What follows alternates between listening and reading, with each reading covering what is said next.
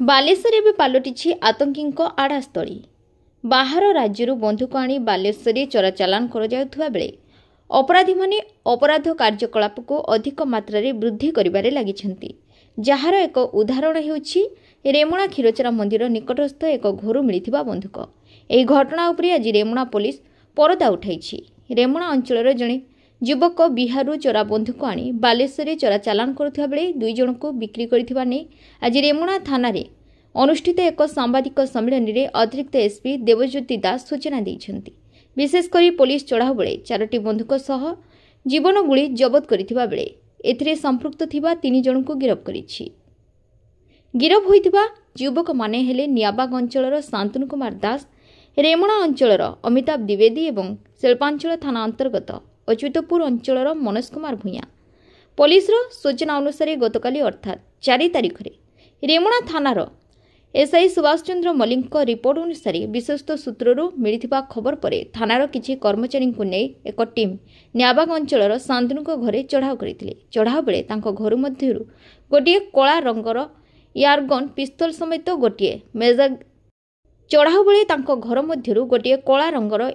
ପିସ୍ତଲ ସମେତ ଗୋଟିଏ ମେଗାଜିନ୍ ସହ ଗୋଟିଏ କଳା ଏବଂ ପତଳ ରଙ୍ଗର 7mm ଦେଶୀ ନିର୍ମିତ ପିସ୍ତଲ, ଗୋଟିଏ ମେଗାଜିନ୍ ଓ 2 ରାଉଣ୍ଡ ଜୀବନ୍ତ ଗୁଳି ପାଇଥିଲେ।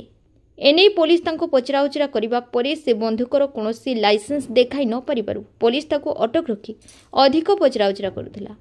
ପରେ ଶାନ୍ତନୁ ଅଚ୍ୟୁତପୁର ଗ୍ରାମର ମନୋଜକୁ ଗୋଟିଏ ପିସ୍ତଲ ଏବଂ ଡିହ ରେମୁଣାର ଅମିତାଭକୁ ଗୋଟିଏ ପିସ୍ତଲ ବିକ୍ରି କରିଥିବା ସ୍ୱୀକାର କରିଥିଲେ।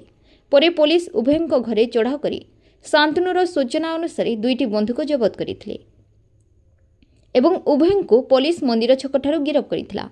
ସେମାନଙ୍କୁ ପୋଲିସ ପଚରାଉଚରା କରିବା ପରେ ସେମାନେ ଶାନ୍ତନୁଠାରୁ ଉକ୍ତ ବନ୍ଧୁକ କିଣିଥିବା ସ୍ୱୀକାର କରିଥିଲେ। ତେବେ ଏହି ଘଟଣାରେ ପୋଲିସ ଜାଣିବାକୁ ପାଇଥିଲା ଯେ ଏହି ସବୁ ବନ୍ଧୁକଗୁଡ଼ିକ ବିହାରରୁ ଆସି ବାଲେଶ୍ୱରରେ ବିକ୍ରି ହେଉଥିଲା। ତେବେ ଏହି ଚୋରା ବନ୍ଧୁକ କାରବାର ବେଳେ ବିହାର ନୁହେଁ ବରଂ ଝାଡ଼ଖଣ୍ଡକୁ ମଧ୍ୟ ଚେର ଲମ୍ବିଛି। ଏହାର ମୁଖ୍ୟ ହେଉଛି ରେମୁଣା ନିଆବାଗ ଅଞ୍ଚଳର ଶାନ୍ତନୁ। ତେବେ ଶାନ୍ତନୁକୁ ଧରିବା ପରେ ବେଆଇନ ବନ୍ଧୁକ କିଣିଥିବା 2 ଜଣଙ୍କୁ ଗିରଫ କରିଛି। ହେଲେ ଏହି ବନ୍ଧୁକ କାରବାରରେ ଅନ୍ୟ କେଉଁମାନେ ସାମିଲ ଅଛନ୍ତି ଏବେ ତାହାକୁ ନେଇ ପୋଲିସ ଖୋଳତାଡ଼ କରୁଛି। ଅନ୍ୟପଟେ ଶାନ୍ତନୁ ଏହି ଘଟଣାରେ ସମ୍ପୂର୍ଣ୍ଣ ଭାବେ ସାମିଲ ରହିଛି ନା ସ୍ଥାନୀୟ ଅଞ୍ଚଳର ଆଉ କେହି ଯୁବକ ଏଥିରେ ସାମିଲ ଅଛନ୍ତି ତାହା ମଧ୍ୟ ଏବେ ସନ୍ଦେହ ଘେରରେ ରହିଛି। ସେ ବିହାରରୁ କିପରି ଭାବେ ବନ୍ଧୁକ ଆଣୁଥିଲା ତାହା ଏବେ ବଡ଼ ପ୍ରଶ୍ନ ହୋଇଥିବା ବେଳେ ଏହି କାରବାରରେ ବାହାର ରାଜ୍ୟ ତଥା ଓଡ଼ିଶାରେ ଏଥିରେ ଆଉ କେହି ସାମିଲ ରହିଛନ୍ତି ବୋଲି ପୋଲିସ ମଧ୍ୟ ସନ୍ଦେହ କରୁଛି। ନେଇ ରେମୁଣା ଥାନାରେ 25 ଆର୍ମସ ଆକ୍ଟ ଅନୁସାରେ 200/25 ନମ୍ବରରେ ଏକ ମାମଲା ରୁଜୁ କରାଯାଇ ଅଧିକ ତଦନ୍ତ ଜାରି ରହିଛି ବୋଲି ପୋଲିସ ପକ୍ଷରୁ ସୂଚନା ମିଳିଛି।